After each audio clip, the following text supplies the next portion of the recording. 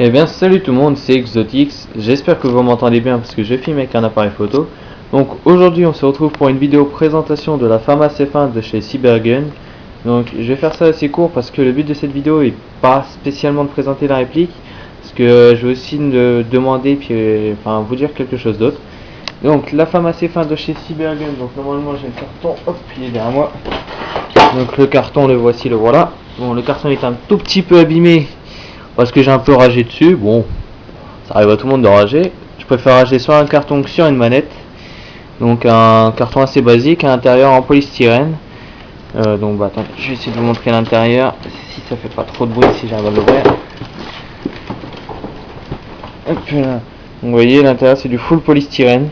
Donc, rien de spécial. Donc là, je sais pas si vous allez très bien voir. J'espère que vous allez voir à peu près. Donc on voit la puissance 1,3 joules, je vais vous le dire quand même si vous voyez pas. Un chargeur de 300 billes. Après il y a quoi d'intéressant, 466 fps, donc ça c'est la puissance américaine je pense, parce que 1,3 joules ça fait environ 360-370 fps je crois. Donc là on peut voir le petit logo, je sais pas si vous allez bien voir parce que ça brille, mais c'est le logo Cybergun en fait. On va dire la licence Cybergun. Donc après rien de spécial, donc il y a le petit ray comme toutes les répliques hein, en auto, enfin en rafale, en semi-auto. Et après il y a un mode sécurité. Donc on va passer à la réplique. Donc la réplique, donc le canon est en métal, les bipieds, les deux, enfin les bipieds sont en métal, mais ils sont pas très pratiques je trouve.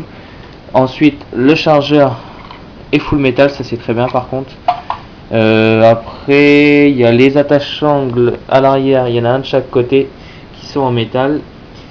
Et après nous avons rien d'autre en métal. Si, il y a la gearbox à l'intérieur qui est tout en métal, c'est une nouvelle gearbox, etc.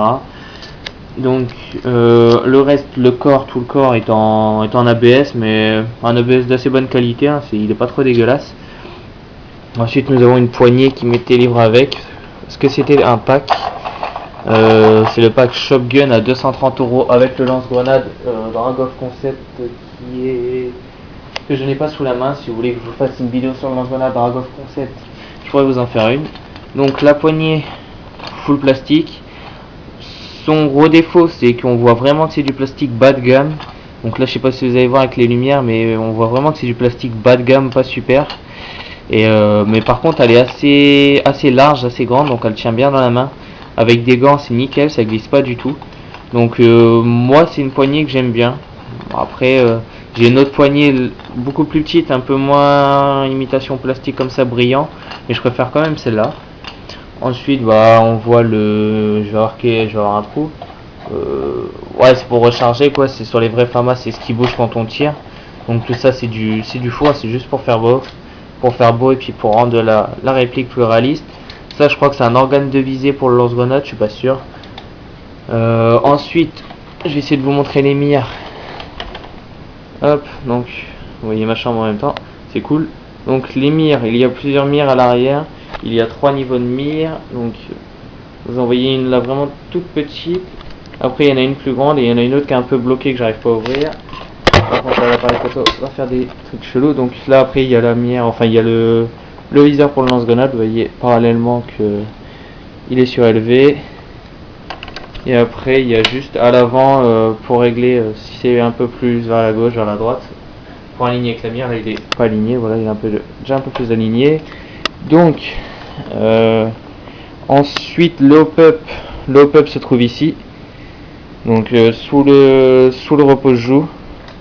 Hop, ici, donc là j'ai mis le repose-joue en gaucher parce que je suis gaucher. Donc je vais pas le démonter parce que la réplique j'ai fait qu'une partie avec. Donc la réplique est pas encore elle est encore en œuvre on va dire, donc les trucs sont assez galères à enlever. Donc moi c'est une réplique qui pour l'instant je vous la conseille, j'ai fait qu'une partie avec, j'ai pas été déçu. Je dirais le défaut c'est les mires, j'ai eu vraiment énormément de mal avec les mires, c'était pas du tout précis.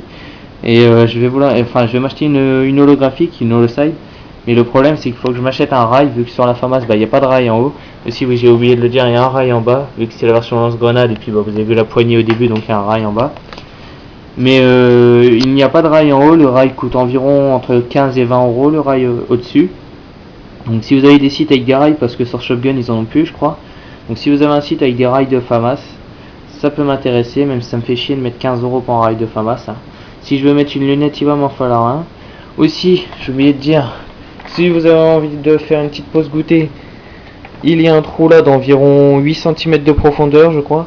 Bon, après, je pense que quand il fait très chaud, faut pas mettre quelque chose, sinon vous allez vous retrouver avec un Mars ou un truc comme ça fondu dans le garde-main, mais enfin dans le garde-main dans la poignée, donc ce sera un peu con. Mais c'est toujours, ça peut toujours servir pour une petite batterie, je sais pas. J'ai oublié de parler la batterie, donc ouais, j'ai oublié de parler de pas mal de choses quand même.